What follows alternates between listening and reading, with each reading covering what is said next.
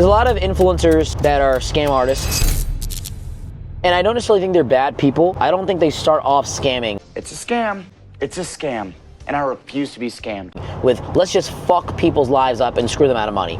I think a lot of influencers get into the idea of scamming because what they're doing is not working and they want to make money and they get addicted to this status and this lifestyle and they end up doing something that's just unethical. But they think they can sweep it under the rug because they have a larger following or a more pronounced brand presence, and ironically that's their biggest downfall. Let's take a case study here. I think like Sam Millsap, right? I don't even know this guy. Maybe I have sent him a message here and there, but he's now under fire because he basically didn't pay his employees $65,000, $70,000, something like that. Like over 100 people that did sales, and he was gonna sell his Lamborghini, his STO, and they thought they were getting money, and he was telling them, hey look, you know, for this reason or that reason, I'm not gonna be able to pay you this month. Every single month people are like, you know, the screenshots came out in his Discord and his server like, yo, I can't pay rent next month. Yo, I've done sales for you for 2 months now and I haven't gotten paid. And he's just not giving them the compensation on his deals and stuff like that, which is something that I see far too often with influencers and closers and setters. And that's why it's such a fire career, but it's also such a dangerous career because you may not get paid because all the money's managed through the account. But long story short, things like this happen and things like this are unfortunate. And what I want to say is that if you're ever going to work with someone that's an influencer, try to get a contract in place.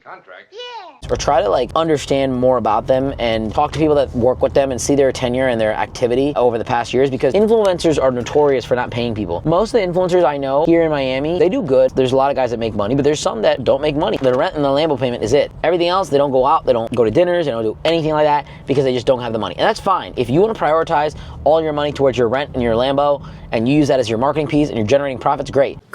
But it takes time to generate profits. It's not always clean. It honestly breaks my heart when a lot of good people are affected by influencers because, you know, I'm not necessarily like a big dog influencer or anything like that, but like I'm in the info space. I'm in the info product space where I give people information about how they change their lives, how they get better. I coach people, I work with people, and it gives it a very bad name. It gives it a very bad rep. They have a very bad rep. Because it's just not good. And I am not here to talk negatively about like Sam or anybody like that. I know there's a lot of guys. He's just one example that's popped up right now. I don't really know the whole story. I know there's a lot of people that are coming out and saying this, so it's obviously gearing one way. But at the end of the day, like, we gotta find the nitty gritty. And usually it's the fault of both parties.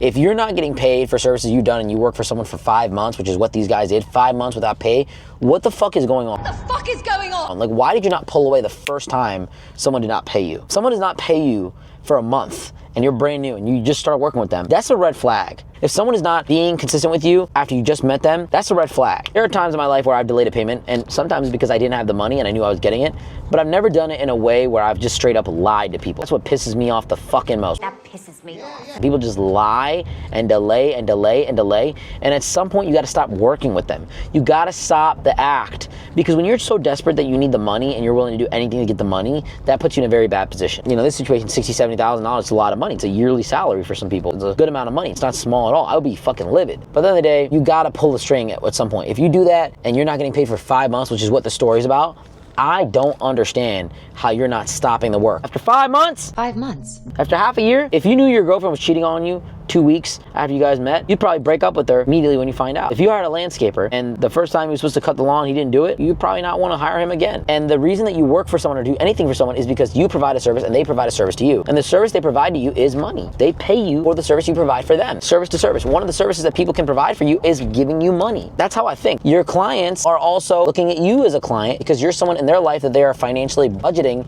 into their stuff. People that work with me, they financially put me in their analytics, and that's because I look at people's money and what it is, and I kind of look at what they're spending money on to help them in their life. And obviously I'm there as a payment, and I'm not a small payment sometimes. Sometimes I'm a larger payment, and I got to make sure that the value is given, and I got to make sure that I service the client as they service me as a client as well. So in both aspects, you need to be able to pay the people that you work with. You need to be able to pull the plug if it's not working out for you. And more than anything, don't delay, don't lie. It's the worst thing. It just makes people pissed off. And now people are taking the internet, trying to basically bring him down. I think it'll actually help him grow, give him more attention. Attention, which is what he wants, and he'll be able to hire a new sales team because the kid is smart from what he posts. He doesn't seem dumb. He obviously has nice things. He's done well for himself, so hopefully he does the right thing. Hopefully everything works out. Hopefully these guys get paid, and hopefully he continues to have success and growth in his life.